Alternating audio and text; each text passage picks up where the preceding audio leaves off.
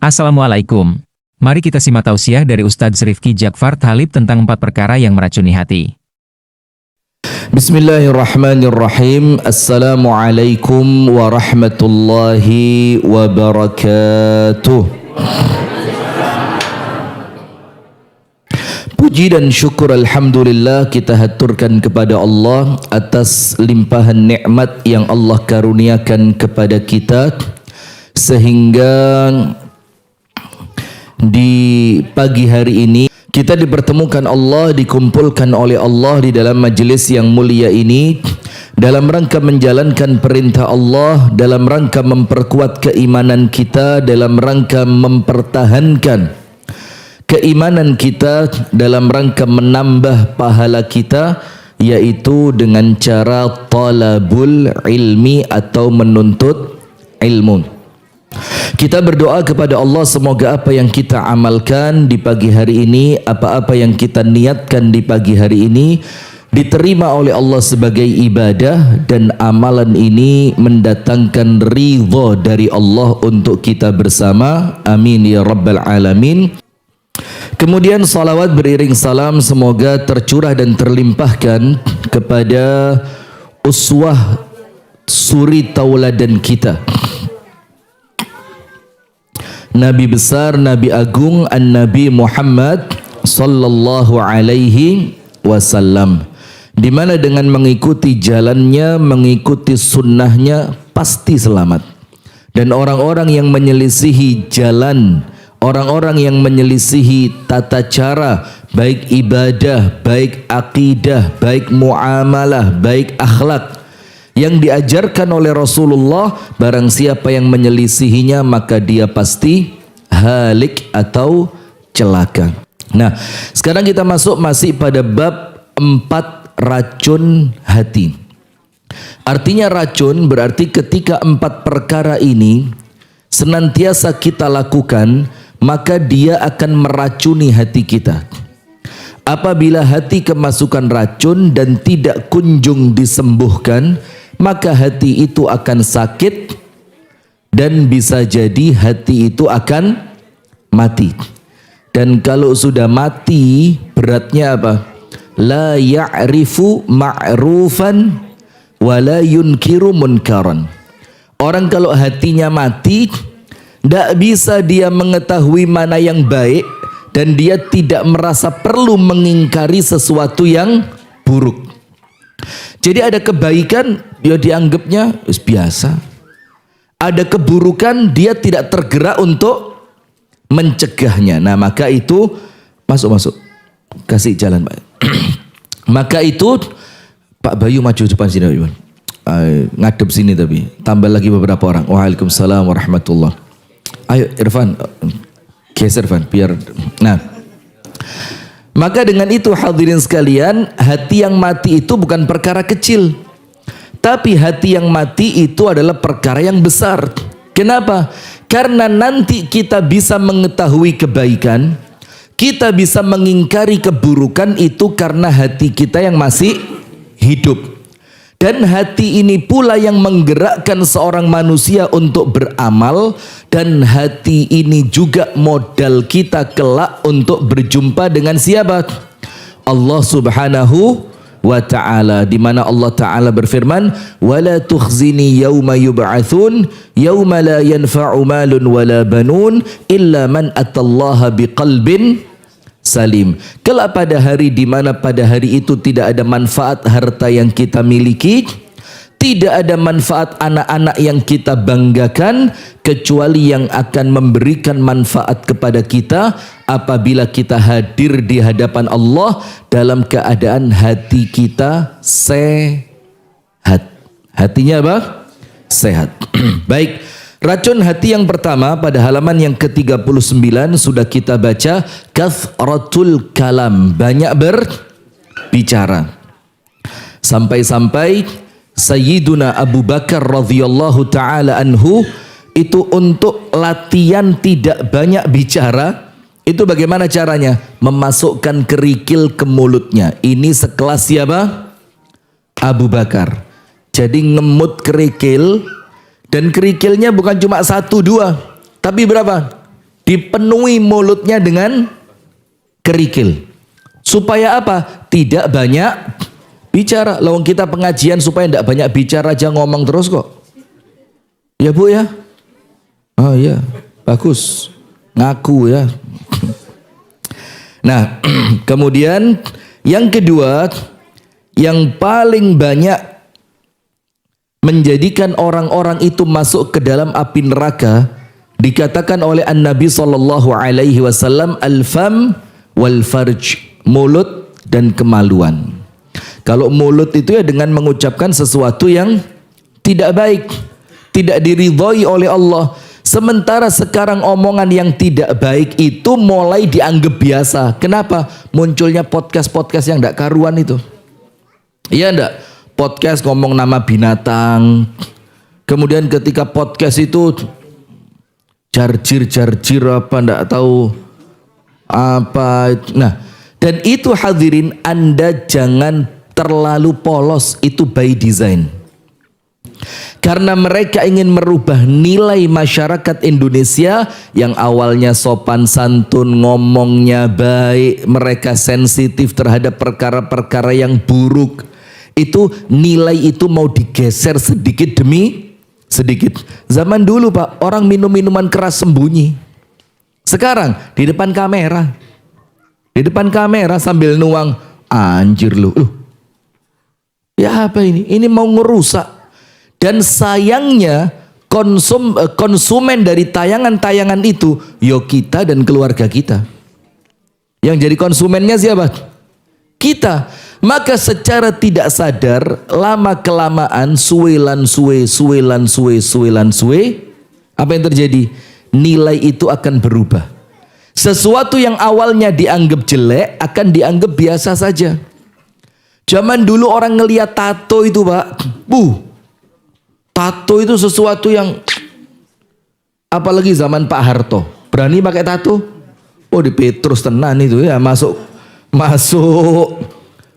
sak sudah itu. Kali ketika menggali kuburan untuk jenazah yang baru, itu masih sempat menemukan jenazah di dalam karung. Jadi talinya itu masih ada. Coba, ini mau dilakukan lagi apa enggak? Ayo. Tinggal sepakat apa? Nah, di Petrus namanya kan. Nah, maka aman. Nah, tapi sekarang lihat, orang pakai tato itu bangga. Keren. Ini tato baru gua nih, sebelah sini gambar kupu-kupu. Lawang amalan yang oleh Allah dilaknat kok dibanggakan. Kenapa? Yaitu semua salah satunya faktor apa? Media dan orang-orang yang mengkampanyekan lewat lisannya. Nah, kemudian racun hati yang kedua setelah banyak berbicara apa? Kathratun nazar. Kebanyakan memandang. Kebanyakan memandang. Jadi itu dilihat, ini dilihat, itu dilihat, ini dilihat. Nah, maka orang itu kalau tidak banyak memandang, pikirannya sedikit. Kalau banyak memandang, pikirannya jadi banyak. Mikir, kok model begitu ya? Mosok bajunya hitam, jilbabnya merah. Lu mosok bajunya merah, jilbabnya kuning. Coba, orang komentar seperti itu karena apa? Karena melihat, coba dari awal tidak dilihat, aman. Itulah kenapa muncul di dalam syariat Islam itu min husni islamil mar'i tarkuhu ma la ya'nihi. Ciri kalau Islam kita itu baik, salah satu indikator keislaman kita itu baik, itu apa? Kita tidak melakukan, tidak mengucapkan, tidak melihat apapun yang tidak mendatangkan manfaat. Lah kita ndak sengaja dateng ngelihat pameran, ngelihat Car Free Day, ngelihat olahraga pagi di Simpang 5 Prancis bukan Gumul. Sengaja banyak ngelihat. Nah, orang itu kalau semakin banyak melihat, semakin banyak yang masuk ke akalnya, semakin banyak merusak hatinya. Coba, ndak punya duit ngelihatnya pameran mobil. Ya ngeluh mulai ya, semaput. Nggak punya duit, naiknya motor, tapi di YouTube yang dia lihat Autocars atau apa itu, pokok yang apa orang-orang yang review mobil itu loh. Lo ya lemes mulai Pak. Numpak Chevrolet Spin ya kayak ndredeg kabeh ngene deg deg deg deg deg deg deg deg deg deg. Kenapa? Yang dilihat adalah orang-orang yang nge-review mobil-mobil yang mahal. Kenapa? Banyak melihat. Maka racun hati yang kedua adalah banyak melihat. Karena objek yang kita lihat itu pasti masuk ke dalam pikiran. Kalau masuk ke dalam pikiran pasti mempengaruhi hati. Nah maka jangan banyak melihat. Wes dilihat yang pantas-pantas aja. Kalau perlu matanya itu digunakan untuk sesuatu yang bermanfaat. Apa? Ya membaca Al-Quran, duduk di majelis ta'lim, kemudian memperbanyak waktu-waktu untuk berada di masjid. Itu bagus sudah. Atau kalau minimal wes paling soroh turwo. Serius ini. Lah ini serius ini. Dan itulah Anda kalau tidur setuju ya. Nah, itulah kemudian makna dari ucapan para ulama yang terkadang tidur itu pun bernilai apa? Ibadah. Selain tidur yang diniati untuk menguatkan fisik supaya nanti ibadahnya kuat, misalkan ba'dal isya langsung tidur. Diniati apa? Supaya fisiknya beristirahat, memenuhi haknya fisik untuk istirahat, plus diniati supaya nanti malam bisa bangun untuk kembali ibadah kepada Allah. Itu ibadah. Ada pula tidur bernilai ibadah dalam keadaan daripada maksiat. Daripada apa? Maksiat. Dan ini kejadian.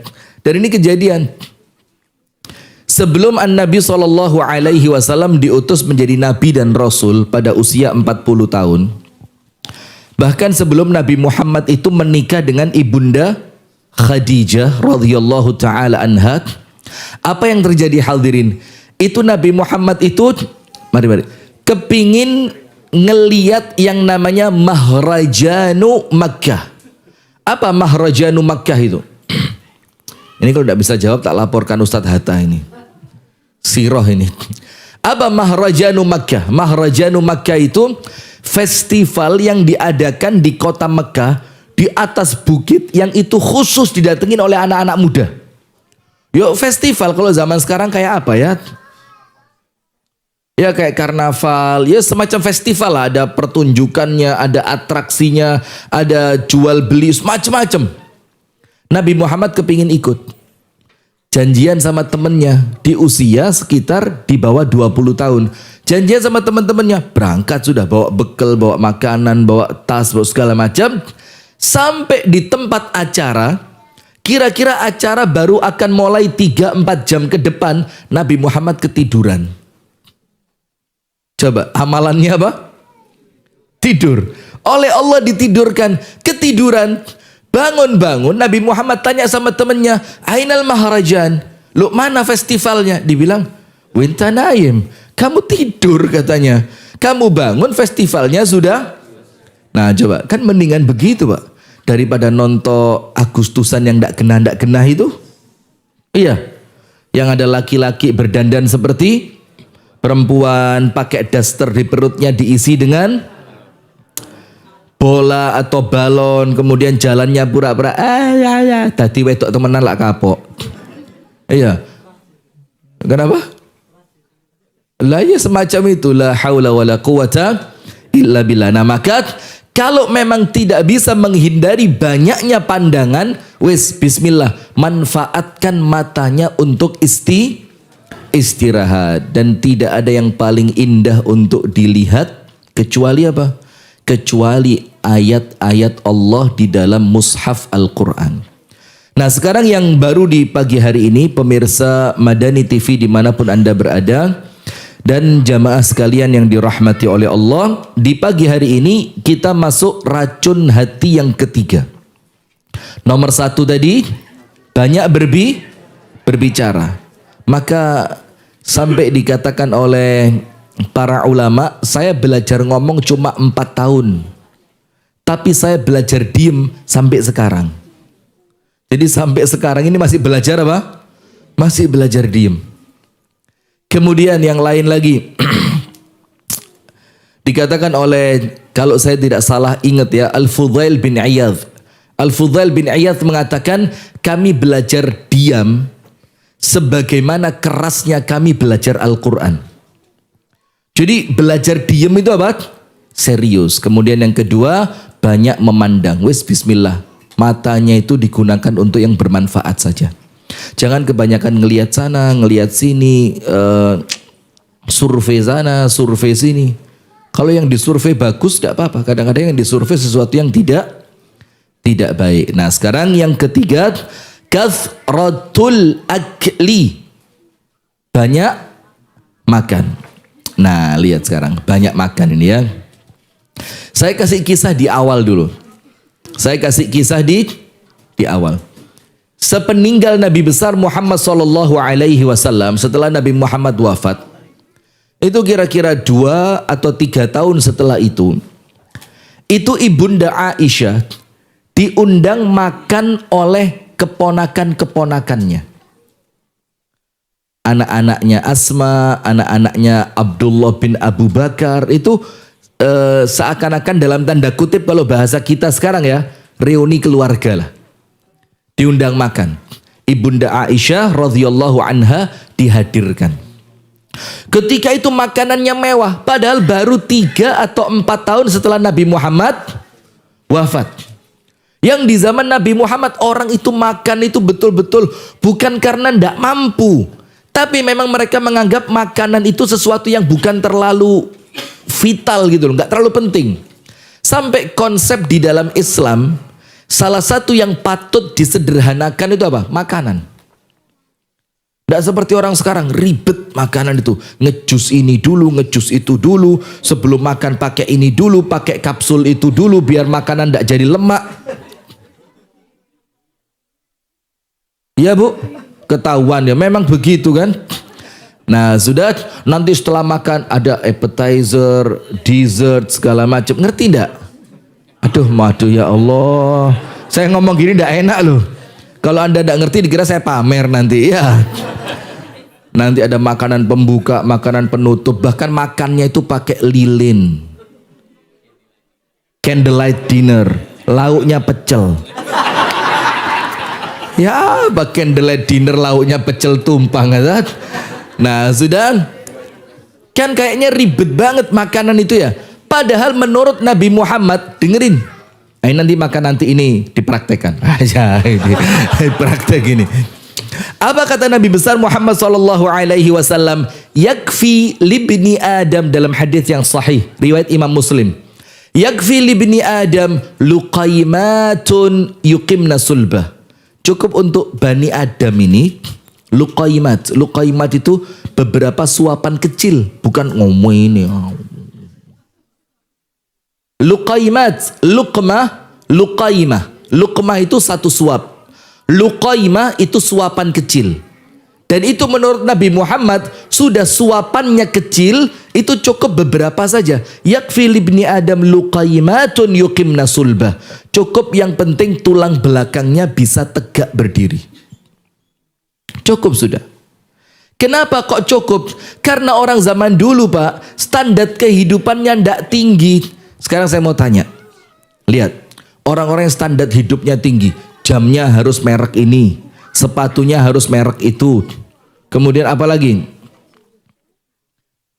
HP-nya mahal. Tak sembunyikan dulu. HP-nya harus ini.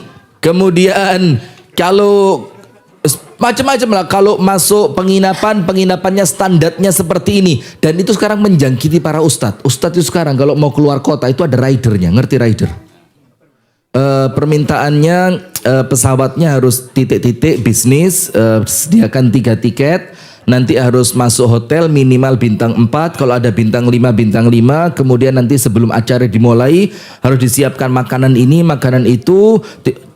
Pret. Nah sudah, apa yang terjadi hadirin? Silakan masuk. Geser lagi mau ngomong. Mas Adi.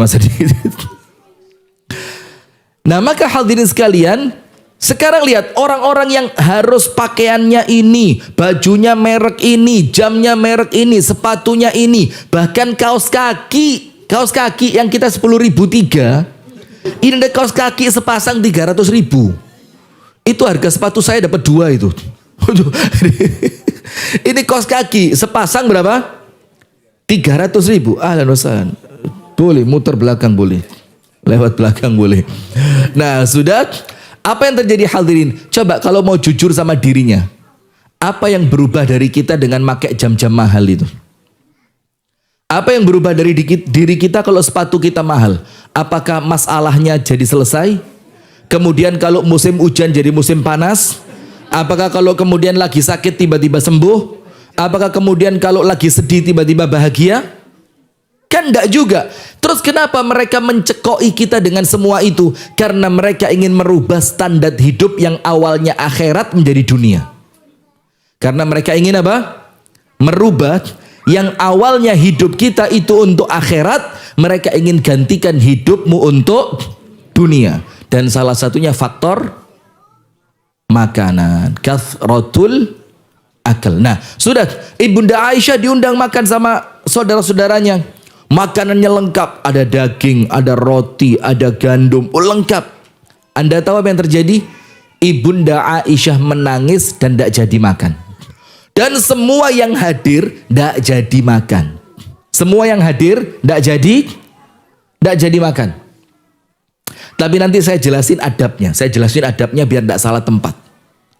Tidak jadi makan. Terus Ibunda Aisyah mengatakan, ini rambutnya suamiku, yaitu Nabi Muhammad SAW, di alam kuburnya belum rusak. Belum rusak. Tapi kehidupan kalian sudah berubah seperti ini. Terus Ibunda Aisyah cerita, dulu di rumah Nabi Muhammad beserta istri-istrinya, bulan. Dalam riwayat yang lain, malam. Artinya 2 malam 3 hari atau 3 bulan berturut-turut. Itu tidak pernah nyala kompor. Kompornya tidak pernah nyala. Ma hiya illal aswadan. Tidaklah kami makan setiap hari ketika kami tidak punya uang kecuali al aswadan. Al aswadan itu apa? Al ma wa tamr. Air dan kurma. Ya Allah, Anda buka puasa coba, kurma mbek banyu tok seminggu aja. Ndak usah krengsengan, ndak usah rawon, ndak usah pecel, ndak usah lodeh, ndak usah ote-ote, gorengan. Ya Allah. Buka puasa pakai gorengan ini jane gak sehat. Cuma kalau ndak ada gorengannya kayak ndak buka puasa rasanya. Allah, kalau sudah kelihatan gorengan ini, kurma itu loh sunnah kalah. Gorengan sih. Baru nanti kurma. Nah sudah, maka apa hadirin yang terjadi? Maka dengan itu Anda coba aja di rumah sudah. Wes tiap hari, wes tidak usah puasa lah, sekarang aja. Sarapan kurma, makan siang kurma, makan malam kurma, minumnya air putih. Tidak pakai sirup, tidak pakai jus, tidak pakai es campur, wala es teler. Cobaan seminggu. Hah? Ewul, bukan cuma ewul, ngeluh. Subhanallah. Itu kehidupannya Rasulullah. Dan lihat, dalam keadaan seperti itu, Rasulullah adalah orang yang ibadahnya paling kuat, semangatnya paling tinggi, hebat, badannya tidak ada yang ngalahin. Kenapa? Karena faktornya mindsetnya kebentuk. Kita ini seakan-akan lagi gak ketemu kerupuk, gak mangan nih. Kerupuk, mendoan, mendol, apalagi coba. Ini iklan ini. Mie instan. Wah, mie instan itu kayak, nah, subhanallah. Nah, maka kata Ibunda Aisyah apa? Rasulullah ini di kuburannya rambutnya belum rusak. Kenapa hidup kalian sudah berubah? Nah, maka setelah itu apa? Ibunda Aisyah tidak jadi makan, keluarganya tidak jadi makan, makanan dibagi buat siapa? Dibagi buat orang-orang miskin. Nah, tapi ingat, ini ada tempat dan waktunya. Tidak benar, tidak pas, tidak etis, dan tidak elok di pesta makan-makan Anda itu sok sedih akhirnya menjadikan orang tidak pengen makan. Itu tidak elok. Itu bukan adab. Kalau memang undangannya undangan makan, yo jangan ceritakan dulu Rasulullah kelaparan. Tidak ada makanan di rumahnya. Kenapa kita harus makan? Yo gak bener ini, Pak. Kalau Anda datang undangannya undangan makan, Anda datang diundang orang untuk acara makan, yo yang semangat. Woi, tepat, bagus. Walaupun tetap berlebihan tidak boleh, tapi jangan ngerusak suasana. Faham enggak? Jangan ngerusak suasana. Bahkan orang yang puasa sunnah pun itu boleh dia membatalkan puasa sunnahnya. Kenapa? Khawatir merusak suasana orang yang diundang seneng untuk bakal makan. Faham sampai sini? Nah gitu loh. Jadi yoco acara makan karuan gak diundangnya kita awal ya. Sudah. Racun hati yang ketiga, kathratul akal, banyak makan. Dan ingat, prinsip makan itu Pak, bukan sehari 3 kali 4 sehat 5 sempurna. Ndak. Prinsip makan itu makan ketika lapar, berhenti sebelum wes. Repot tapi lapar terus sih. Sekarang bahasanya susah dibilang, ya sudah makan aja kalau kamu terasa lapar. Barusan makan lapar lagi, makan lagi. Katanya Ustadz makan kalau ya bukan itu maksudnya, tapi lapar yang betul-betul ada hajat untuk makan. Sampai Anda tahu Imam Ahmad itu pernah jalan sama muridnya. Dalam keadaan mulai pagi sampai menjelang malam belum makan sama sekali. Karena Imam Ahmad itu seorang ulama yang miskin memang kan. Jadi dia keluar rumah belum sarapan, dia jalan tidak ketemu makanan, setelah sholat zuhur juga belum makan, sampai menjelang azan maghrib. Pas menjelang azan maghrib, di pinggir jalan, itu ada orang jual makanan, muridnya tidak kuat. Langsung ngeluarin fulus.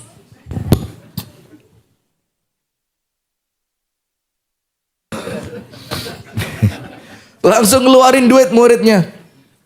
Langsung beli makanan di pinggir jalan tadi dan langsung dodok gini. Apa kata Imam Ahmad? Tamut idza ma ta'kul. Kalau kamu tidak makan sekarang kamu bakal mati. Kan enggak, kata Imam Ahmad. Kenapa harus sampai makan di pinggir jalan? Karena makan di pinggir jalan untuk ulama zaman dulu itu namanya apa? Tuzilu al-muru'ah, menghilangkan kewibawaan. Dan orang yang sempat ketahuan makan di pinggir jalan, hadisnya tidak diterima. Kita yontek kabeh. Coba periwayatan hadis itu di zaman kita masih jalan, tidak dibukukan oleh Imam Bukhari, Imam Muslim, Imam Tirmidzi, Imam Malik, Imam yang lainnya. Ya hadis sampai kepada kita jadi doif kabeh. Hatta hadis yang paling sahih jadi doif. Kenapa? Nggak pantas bawa hadis kita nih. Kakean ngomong, kakean delok, mangan di pinggir dalan, mangan ngadeg, ngombe ngokop. Wes ngokop pakai tangan kiri, nggak pakai napas lagi. Saya sempat penasaran itu dulu.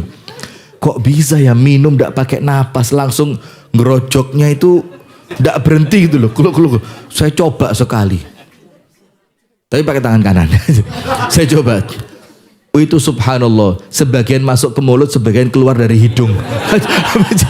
La ilaha illallah Muhammadur Rasulullah. Nah sudah, maka maksudnya Imam Ahmad, makanan ini bukan sesuatu yang terlalu penting. Tidak penting nih. Bahkan jauh lebih penting makanan ruhani dibanding makanan fisik. Jauh lebih penting makanan apa? Ruhani. Sekarang banyak makan. Ingat Bu, qalilul akli yulinu al-qalba. Sedikit makan bikin hati lembut. Orang itu kalau tidak kekenyangan Pak, hatinya lembut. Imam Syafi'i sepanjang hidup itu pernah kekenyangan cuma sekali. Dan itu oleh Imam Syafi'i diceritakan. Sempet kewareken cuma berapa? Sekali. Ini ceritanya bukan yang di rumahnya Imam Ahmad, bukan. Sempet kekenyangan. Apa kata Imam Syafi'i? Fadhahaba aqli wa dhahaba qalbi wa dhahabat himmati. Maka akalku hilang, hatiku hilang, semangatku hilang. Gara-gara kebanyakan apa? Makan. Sementara orang kita sekarang dihilangkan akal, dihilangkan hati, dihilangkan semangatnya dengan banyaknya makanan yang macam-macam. Ada lagi es krim yang lagi ketren sekarang. Ya, sudah usah nyebut nama. Rasane kaya es krim tung-tung, Pak. Ustadz nyoba korban anak. Anak saya maksud, ayo Abi, woi ini Abi, woi ini. Ya, bismillah wis. Kan pas di Malang, kalau pas di Kediri gerainya mungkin tidak banyak, iya. Apalagi pare. Sudah usah protes, sabar.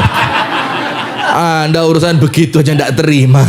Sudah, karena di Malang gerainya banyak. Kita datang di gerai yang satu, antri penuh. Datang gerai yang kedua antri. Ada datang gerai yang tidak tahu saya ketiga atau keberapa kami cari, itu sedikit lebih lengang. Walaupun tidak sepi banget. Udah, pesenlah. Sudah anak kecil karena kepalang malu. Saya tanya, enak? Enak. Padahal saya lihat dia makannya gini. Sama percis kayak es tung-tung rasanya. Cuma mungkin di atasnya ditambahi topping, ditambahi apa segala macam. Tapi kenapa kita dicekoi dengan semua itu? Ada makanan ini, makanan itu, makanan Korea, makanan Jepang, makanan Western. Alah. Karena apa? Karena itu tadi mereka tahu orang Islam ini hatinya bakal lemah kalau mereka banyak makan. Itulah kenapa muncul syariat puasa sunnat. Kalau bisa istiqomah ya bagus. Anda kalau bisa istiqomah puasa Daud, insya Allah hatinya subur. Hatinya apa? Subur. Tapi yo ndak mudah ya, tidak mudah. Perlu perjuangan. Walaupun kalau kita perjuangkan, tidak usah khawatir. Walladzina jahadu fina lanahdiyannahum subulana. Kalau orang itu punya niatan jujur dalam hatinya, betul-betul niat, dia punya niat tulus, jujur niat, Allah akan kasih kemudahan buat dia. Tujuannya apa? Tujuannya supaya hati kita ini subur. Nggak bingung makan terus. Sekarang lihat di rumahnya orang Islam, beras 2 kilo itu udah habis seminggu. Karena cuma suami, istri, 1 orang anak. Atau suami, istri, anak-anaknya sudah di luar, sudah kuliah, sudah ngekos. Tapi apakah dia simpen di rumahnya 2 kilo? Enggak, 25 kilo. Kenapa? Saking rakusnya kita sekarang ini. Dan kalau di setiap rumah-rumah kita itu beras menumpuk, harganya ya naik Pak. Karena stok apa? Turun. Coba orang Islam beli sesuai kebutuhan aja. Belinya 2 hari sekali aja. Misalkan cukup 2 hari itu 1 kilo. Ya udah beli 2 hari 1 kilo. Maka stok akan apa? Naik harganya. Murah. Kita ini ditakut-takuti lapar, ditakut-takuti paceklik. Sekarang katanya apa? Erupsi. Oh, resesi. Sudah ganti. Resesi lah segala macam. Lah, tidak ada resesi untuk orang yang rajin sodako. Kenapa orang takut resesi? Karena sebelumnya gaya hidupnya mewah, ketika resesi khawatir turun 1 strip. Kalau yang biasa tiap hari melarat, ya biar bendino resesi, Pak. Iya, Banda. Jadi pemerintah ini ngomong resesi gara-gara mikirnya pejabat-pejabat oknum pajak yang kemudian ngemplang, oknum polisi yang jualan sabu, apalagi maaf ya keceplosan. Terus apalagi menteri-menteri yang sekedar dari Jakarta ke Bandung naik pesawat. Itu yang mereka khawatirkan. Kalau yang tiap hari tumpang, itu sudah mulai zaman lahir sampai sekarang resesi. Jadi ketika ditakut-takuti resesi, dia bilang apa? Aman, makanan sehari-hari. Tidak usah khawatir. Nah, maka apa? Sudah, bismillah. Biasakan makan itu disederhanakan. Tertib makan, bagus. Tertib itu bagus. Disiplin, bagus. Maksudnya begini, disiplin itu maksudnya menjaga waktu makan, menjaga menu makan. Jangan terlalu banyak karbohidratnya, jangan terlalu banyak ininya, terlalu banyak itunya. Itu bagus. Tapi menjadikan makanan itu ribet, itu keliru. Karena untuk Rasulullah makanan itu apa? Disederhanakan. Sampai Rasulullah ketika masuk ke rumah istrinya, sepulang sholat subuh, Rasulullah tanya kan, ada makanan enggak? Dibilang enggak ada. Pindah lagi, ada makanan enggak? Enggak ada. Sampai ke semua rumah istrinya, ternyata enggak ada makanan. Dan bahasanya Rasulullah bukan ada enggak? Gulai enggak? Ada nasi mandi enggak? Ada kambing oven enggak? Enggak. Rasulullah bilang apa? A'indaki syai'un. Syai'un itu isim nakirah. Nakirah itu artinya apa? Wes, apapun ndak milih, yang penting bisa dimakan. Rasulullah a'indaki syai'. Ada enggak sesuatu apa aja yang penting bisa dimakan? Istri bilang enggak ada. Terakhir Rasulullah bilang apa? Idzan inni shaim. Ya sudah, kalau enggak ada yang dimakan, puasa. Dan orang beriman begitu. Tidak bisa makan, dapat pahala. Karena apa? Puasa. Kalau orang imannya lemah, tidak bisa makan, dapat dosa. Ya apa ini? Duit blonjo tak kei wengenane 20.000 mosok petang ular wis entek. Repot kalau gini. 20.000 cukup berapa hari, Bu? Berapa? Seperempat hari. Sak lungguan. Ngopi di ini, hamuripok ini, sak gelas wis 12.000. Susu me 8.000 itu. Padahal 2.000 itu 20 jatah sebulan itu. Sudah. Sedikit makan melembutkan hati. Ingat yang pertama, apa faedahnya sedikit makan? Melembutkan hati. Itulah kenapa kita itu kan disuruh banyak kumpul sama orang-orang miskin kan. Disuruh banyak ngelus-ngelus kepalanya anak yatim kan. Kenapa? Karena mereka itu orang-orang yang banyak makan, yang hatinya lembut. Dengan itu apa yang kita harapkan? Supaya kelembutannya itu nular sama hati kita. Kalau kumpulannya sama orang-orang kaya, orang-orang yang makanannya mewah, orang-orang yang kehidupannya itu high class segala macem, ya keras hati kita. Banyak-banyak duduk sama mereka, orang-orang yang kurang beruntung. Yang kedua, apa manfaat mengurangi makan? Menguatkan daya pikir. Maka Imam Syafi'i ketika kekenyangan bilang apa? Zahaba akli, hilang akalku. Menguatkan daya pikir. Mematahkan keinginan buruk jiwa. Maksudnya apa? Menurunkan syahwat. Maka pemuda yang belum bisa nikah sama Nabi Muhammad disuruh apa? Disuruh apa? Puasa. Tapi kalau puasanya cuma 1 hari, ya pancet. Yang dimaksudkan itu mendawamkan puasa, mengistiqomahkan puasa. Karena kalau tubuh lihat sekarang, maaf betul ya. Semoga Allah berikan kesembuhan kepada semua anak yang sedang sakit. Amin. Anak-anak kecil yang Allah uji dengan autis. Itu kan ada sebagian yang efeknya itu hiperaktif. Itu terapinya apa sekarang? Diet makanan. Tidak dikasih gula, tidak dikasih buah-buahan, dikasih makanan yang dihitung kalorinya cukup untuk dia 1 hari.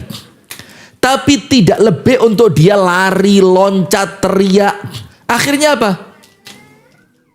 Ya bukan lemes, tapi dia tidak punya tenaga lebih untuk dia berontak. Maka ketika diajak ngomong, ya sudah, dia tidak bisa balas. Dengerin dia. Dan itu terapi yang sekarang lagi ngetren.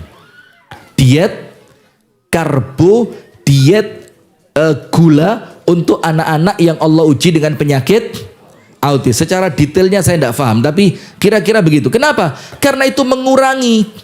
Nah kita ini kalau di tubuh terlalu banyak makanan Pak, kemudian tidak tersalurkan, nah itu bahaya, jadi pikiran. Kalaupun tidak jadi pikiran, na'udzubillah min syarri dzalik, kadang-kadang menumpuk di tubuh menjadi penyakit. Betul ibu-ibu? Yang badannya sehat-sehat itu loh. Hah?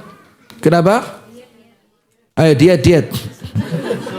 Tahu enggak diet terbaik itu apa? Diet terbaik itu dimulai besok. Itu diet terbaik. Cocok ya? Bagus, amalkan. Loh, ya pokok diet terbaik dimulainya kapan? Besok. Ya pokok besok. Sama seperti hari ini bayar, besok gratis. Besok dia balik ke tokonya, tetap tulisannya hari ini, gratisnya kapan? Dia datang besoknya lagi, tulisannya sama kan? Hari ini, besok. Akhirnya besoknya nggak datang orangnya sampai mati itu. Sudah. Kemudian mematahkan keinginan buruk jiwa. Maka orang yang sedikit makan itu nafsu untuk melakukan keburukannya akan berkurang. Akan apa? Berkurang. Serta melemahkan hawa nafsu dan amarah. Lihat Pak, kita kan gini ya, lu resek kalau lapar, betul enggak? Apa itu? Iklan atau apa itu? Kata-kata mutiara. Sekarang saya punya kata-kata yang lain, boleh enggak? Katanya Pak, katanya kita ini ya. Kita ini kalau lapar resek, kalau kenyang bego. Jadi gano api luwe senengan ninggarai golek masalah terus lek luwe. Wah, gelut. Tukang parkir kalau diamu. Tukang parkir belum ngomong mundur. Cerita no gak kerungu loh, durung ngomong tukang parkir. Nah sudah, itu kalau lapar. Kalau kenyang apa? Bodoh. Na'udzubillah min dzalik. Nah maka banyak makan itu berakibat kebalikan dari semua itu. Berarti kalau banyak makan, hatinya keras, pola pikirnya lemah, keinginan buruknya muncul, dan hawa nafsunya tinggi dan suka marah. Maka orang itu diredam dengan sedikit makan. Itulah kenapa Nabi Muhammad kalau berdoa, ibu-ibu tahu enggak doanya? Kalau Nabi Muhammad itu minta rezeki, Bu, itu Nabi Muhammad doanya gini, Allahumma rzuq ala Muhammadin, atau Allahumma ja'al rizqa ali Muhammadin quta. Ya Allah, jadikan rezekinya Muhammad dan keluarganya Muhammad itu cukup makanan saja, jangan lebih dari itu. Itu Nabi Muhammad doanya begitu. Karena yang kita butuhkan dari uang untuk apa? Makanan. Ya sekarang aja baru sekolah, BPJS segala macam. Dulu udah ada.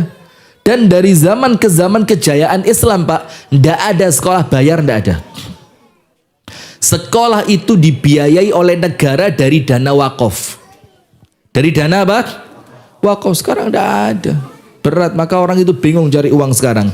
Miqdam bin Ma'di Yakriba berkata, aku mendengar Rasulullah bersabda, tidaklah anak Adam memenuhi wadah yang lebih buruk daripada perutnya. Faham enggak? Ma mala ibni Adam wi'a syarrun min batnihi. Tidak ada wadah yang kalau diisi itu lebih jelek dibandingkan perut. Jadi wadah apapun dengan isi apapun tidak ada yang mengalahkan kejelekan apa? Perut. Jadi seburuk-buruknya tempat untuk diisi itu apa? Perut. Malu kita. Perut kita agak sehat sekarang. Dulu masih tipis, sekarang sudah mulai alhamdulillah. Lah, insya Allah masih aman.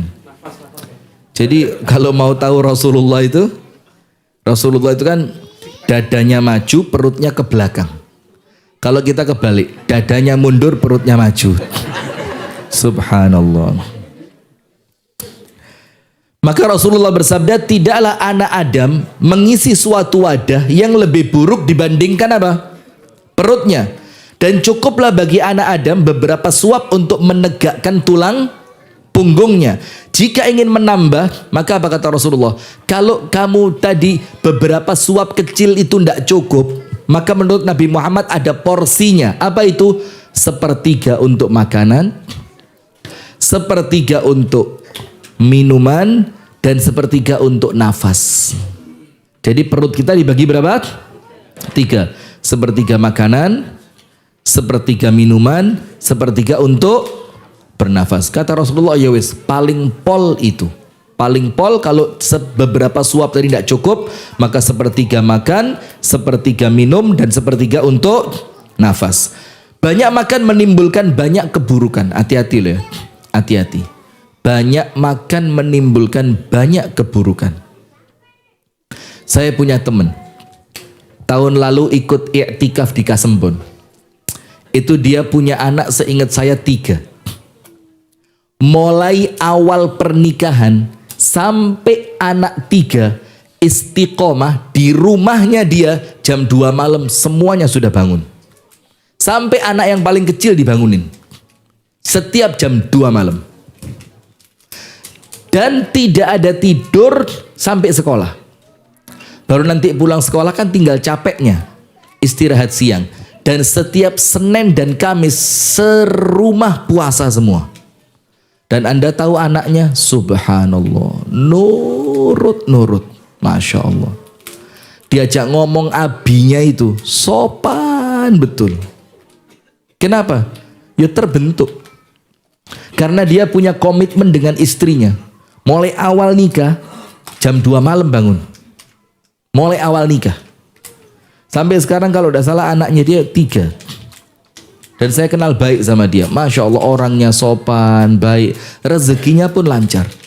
Anak-anaknya, aduh dijak ngomong itu enak, itu nyeneng no gitu. Nah salah satu namanya itu Auf. Itu yang waktu itu ikut iktikaf sama saya. Itu kalau dipanggil Auf, itu cepet cerak. Baik Ustadz, ada apa? Masya Allah. Coba lihat. Karena apa? Terbiasa puasa. Terbiasa puasa. Banyak makan menimbulkan banyak keburukan karena banyak makan mendorong tubuh bermaksiat dan membuatnya berat melaksanakan ketaatan dan ibadah. Orang kalau banyak makan ibadahnya berat, ngantuan. Kemudian pikiran-pikiran buruk itu muncul. Kenapa? Karena perutnya sudah aman sehingga pikirannya akan dia gunakan untuk memikirkan selain itu. Mikirnya apa? Na'udzubillah min syarri dzalika, kemaksiatan, keburukan, kecurangan, pengkhianatan, macam-macam. Sebenarnya 2 dampak di atas sudah cukup menjadi keburukan. Apa itu? Maksiat dan malas ibadah. Jadi 2 dampak banyak makan yaitu maksiat dan malas ibadah ini sudah cukup untuk kita mengurangi makan. Banyak kemaksiatan disebabkan rasa kenyang dan banyak makan. Juga banyak amal ketaatan terhalang darinya. Banyak amal ketaatan apa? Terhalang. Untuk itu, barang siapa menjaga diri dari keburukan perutnya, ia telah menjaga diri dari keburukan yang besar. Jadi, kalau jaga diri dari keburukan, diawali dari menjaga apa? Perut. Termasuk salah satunya, Bu, jangan Anda masukkan kecuali yang halal. Itu penting. Itu apa? Penting. Banyak sekarang orang ini kadung terlalu nyaman dengan kekayaannya. Akhirnya dia terlalu khawatir miskin. Apa yang terjadi? Akhirnya dia tidak ngerti lagi mana halal, mana haram. Wes kadung terbiasa apa? Kaya. Padahal orang Islam itu kaya boleh, miskin juga tidak masalah. Tidak ada aib, jadi orang miskin itu tidak ada aib. Dan jadi orang kaya juga bukan aib. Juga bukan aib. Kalau kaya pandai bersyukur maka baik. Kalau miskin pandai bersabar juga baik. Tapi jangan sampai mempertahankan kekayaan dengan mengorbankan agama. Nah, ini yang perlu kita waspadai. Karena setan mudah menguasai manusia yang perutnya penuh terisi makanan. Tidak heran jika sebuah athar menyebutkan persempitlah tempat aliran setan dengan puasa. Ini disebutkan dalam apa? Athar, bukan hadis. Tapi ini apa, Bu? Athar. Athar itu apa? Kalimat-kalimat yang diucapkan oleh para sahabat. Mereka mengatakan persempitlah jalur peredaran setan dengan apa? Puasa. Karena kalau perutnya mengembang karena makanan, astagfirullah. Saya paskan dulu posisinya. ini gamisnya kekecilan. Jadi sebenarnya tidak jadi masalah, ini cuma gamisnya pas yang saya pakai kekecilan nih. Coba yang agak longgar gitu insya Allah aman. Sudah? Persempitlah ruangan gangguan setan dengan memperbanyak puasa. Karena kalau terlanjur perut itu besar karena makanan, maka jalurnya setan itu lancar. Jadi jalannya itu lebar-lebar. Maka dipersempit dengan apa? Dengan puasa. Dipersempit dengan puasa. Seorang salaf berkata, dahulu ada sejumlah pemuda Bani Israel yang rajin ibadah. Ibu-ibu, bu. Oh ya sudah. Ada beberapa pemuda yang rajin beribadah. Saat waktu berbuka puasa tiba, sebagian dari mereka berdiri lalu berkata, janganlah kalian banyak makan, karena dengannya kalian akan banyak minum. Kalau sudah dipenuhi makanan dan minuman, akhirnya kalian akan tidur. Hingga kalian akan banyak rugi. Bukan banyak dosa loh ya, tapi rugi. Karena waktu yang seharusnya untuk ibadah, ternyata waktu itu kita butuhkan untuk istirahat dan tidur. Nah maka fisik ini juga perlu dijaga. Sebagaimana diketahui Rasulullah dan para sahabat seringkali lapar. Seringkali apa? Seringkali lapar. Dan salah satunya ketika apa? Perang Khandaq. Masih ingat kan? Ketika perang Khandaq, para sahabat protes, ya Rasulullah lapar. Perut ini sampai, bahkan istilahnya itu perutnya nempel dengan tulang belakangnya. Saking lama tidak diisi sampai kempes. Terus ketika para sahabat curhat seperti itu kepada Rasulullah dalam keadaan mereka itu sedang melakukan pekerjaan berat, Bu, menggali parit. Dan untuk yang pernah haji dan umroh, lihat bangunan-bangunan di Arab, tanahnya itu cuma 2-3 meter. Bawahnya apa? Batu atos. Dan itu yang mereka gali untuk parit. Dalam keadaan di kota Madinah sedang paceklik. Maka mereka protes, ya Rasulullah, ja'na, kami lapar. Sama Rasulullah, gamis luarnya dibuka, seret, kelihatan ikat pinggangnya kan. Ternyata di balik ikat pinggangnya Rasulullah diganjel pakai apa? Batu. Langsung para sahabat diem, tutup lagi, wes mereka tidak protes. Lah ini loh Pak, pemimpin yang memang pantas dijadikan panutan. Ketika rakyatnya lapar, pemimpinnya ya lebih lapar sampai ganjel perut dengan apa fungsinya ganjel perut dengan batu tadi? Bukan menghilangkan lapar, supaya angin tidak masuk, cek gak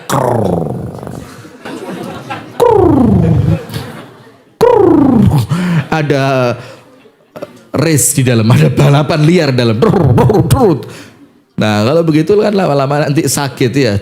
Nah maka seperti itu. Sampai ketika Rasulullah diundang untuk makan oleh salah seorang sahabat ketika gali Khandaq, sahabatnya kan bilang, ya Rasul makan yuk, saya tidak tega lihat kamu kelaparan. Di rumah saya ada simpenan daging kering zaman dulu, dendeng. Tapi ya Rasul pelan-pelan karena cuma cukup buat 2 orang. Rasulullah bilang, sudah berangkat aman. 2 orang kan 2.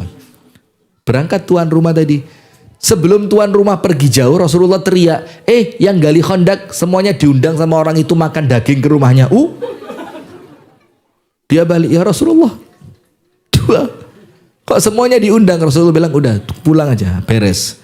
Ketika orang jadi pulang, makanannya dihidangkan, yang mengeluarkan makanan siapa? Rasulullah. Dan itu ternyata makanan sampai dimakan lebih 300 orang.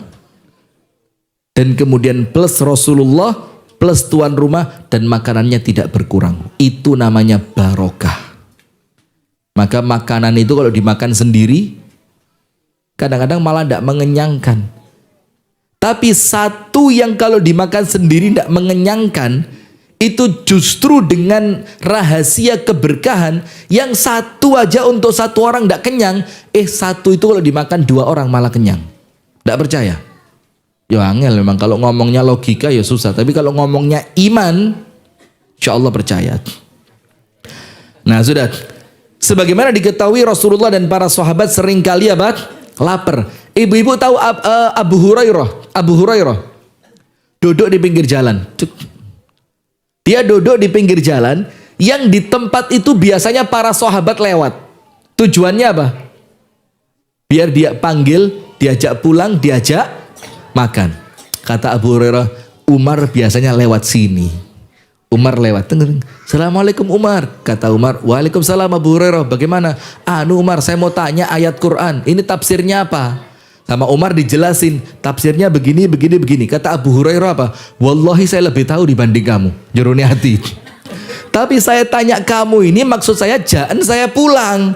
Jawaban di rumah supaya ketika di rumah saya diajak.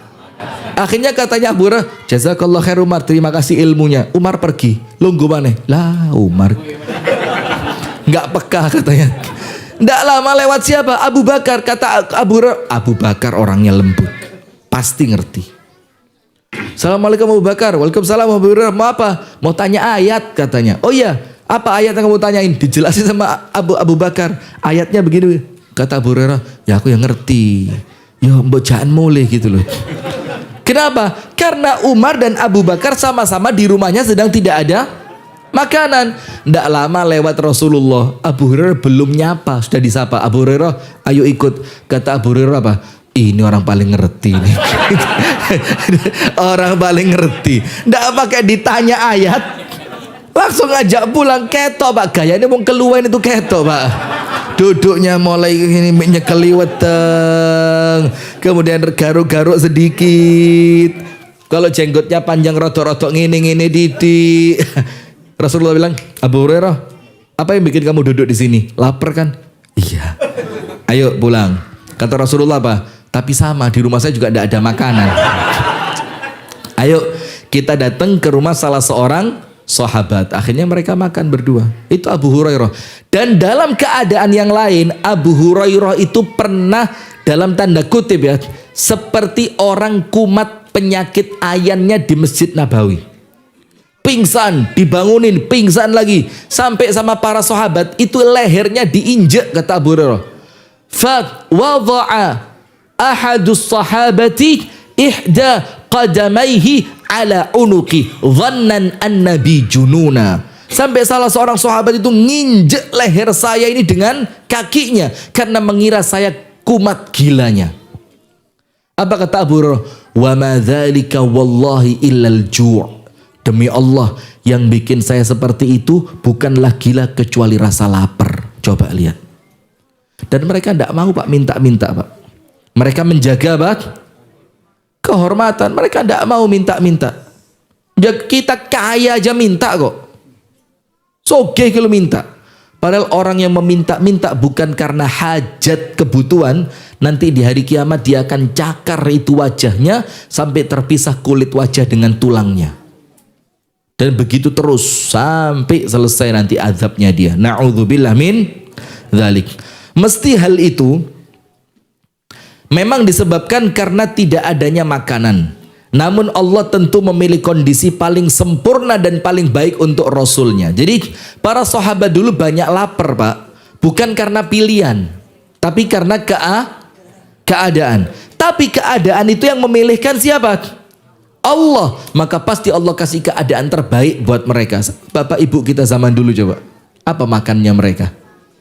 Hah? Apa? Astagfirullah meso. Gaplek ya astagfirullahaladzim. Tiwul, jagung,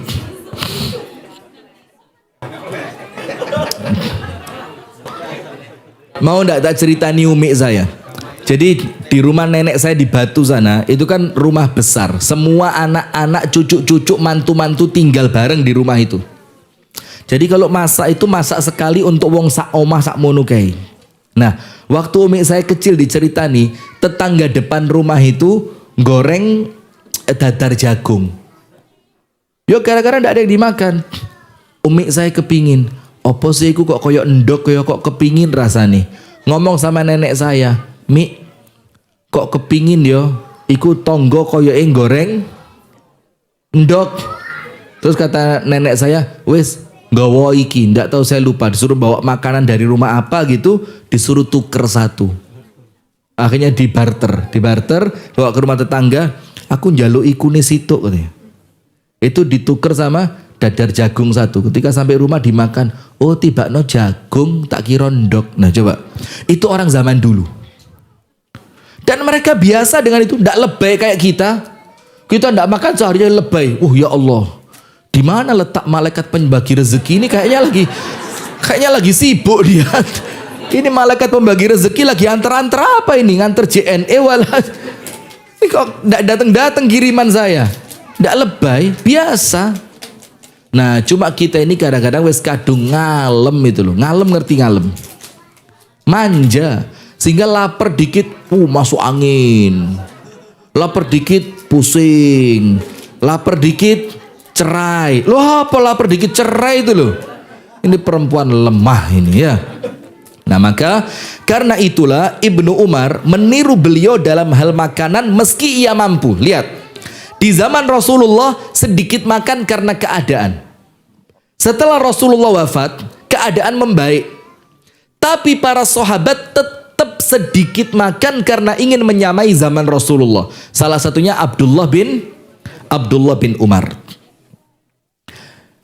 Hal yang sama sebelumnya juga dilakukan oleh ayahnya. Siapa? Umar bin Al-Khattab.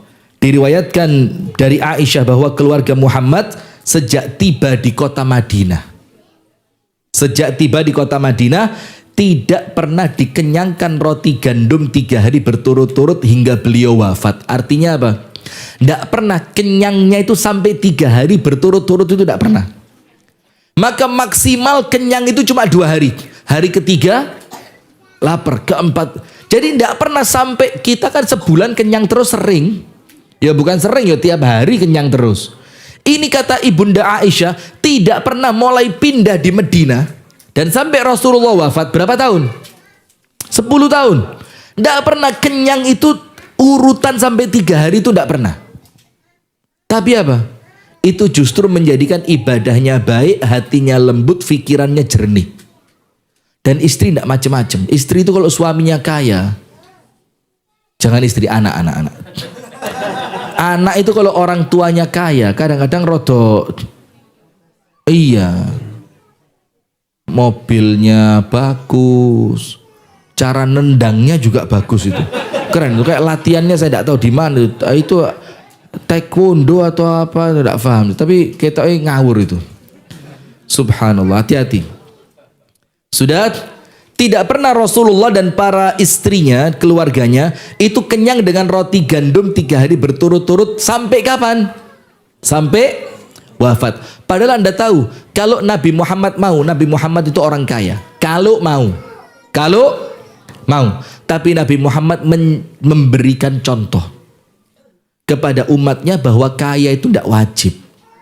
Kaya itu tidak wajib. Bahkan Rasulullah ketika mengatakan tentang kekayaan, itu Nabi Muhammad cuma bilang apa sih? La ba'sa, la bas. Cuma tidak apa-apa saja. Kaya itu apa? Tidak apa-apa. Tapi ada syaratnya. Limanittaqo, untuk orang yang bertakwa. Nah, sudah ya, saya lanjutkan dikit karena waktunya juga sudah habis. Ibrahim bin Adham berkata, barang siapa mengatur perutnya, maka ia mengatur agamanya. Lihat Pak, mengatur perut maknanya 2. Barang siapa mengatur perutnya, maka dia mengatur agamanya. Makna perut di sini berapa? 2. Nomor 1, tidak berlebihan dalam makanan. Nomor 2, memastikan yang masuk ke perutnya adalah sesuatu yang halal. Itu 2. Memastikan masuk ke perut adalah sesuatu yang halal, dan yang kedua, dia pastikan dia tidak berlebihan dalam urusan makan. Tapi ingat tuh ya, tidak berlebihan bukan berarti pelit. Hati-hati, jangan salah paham. Anak-anak kita yang masih kecil, mereka kan perlu nutrisi di masa pertumbuhan. Yo jangan nak puasa ya, Daud sahur kurma, buka kurma nak. Itu keterlaluan. Jadi tidak berlebihan itu bukan berarti pelit. Karena ada orang Pak, untuk makan aja pelit. Untuk goreng tempe sampai minyak itu sak sendok diwala-wali.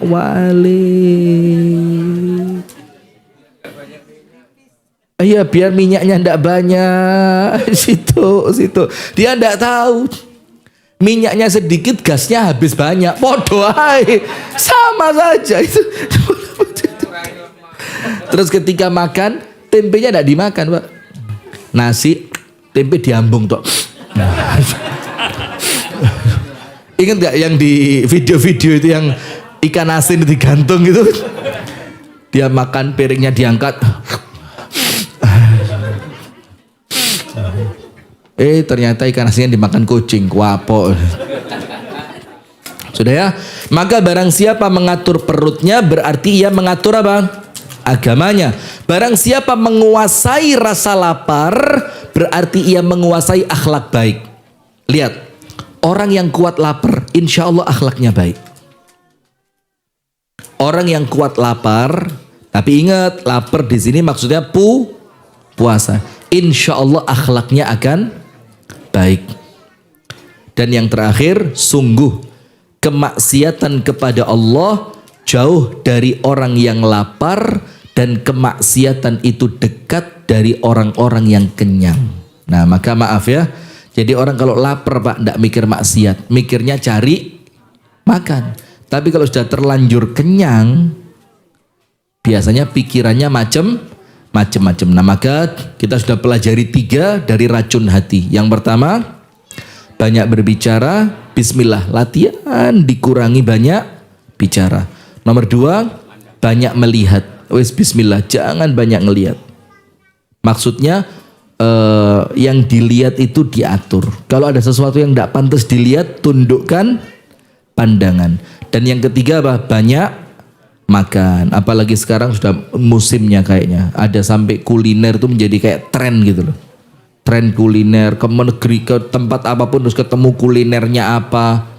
Sudah banyak makan. Insya Allah yang terakhir kita akan bahas nanti pada pertemuan yang berikutnya.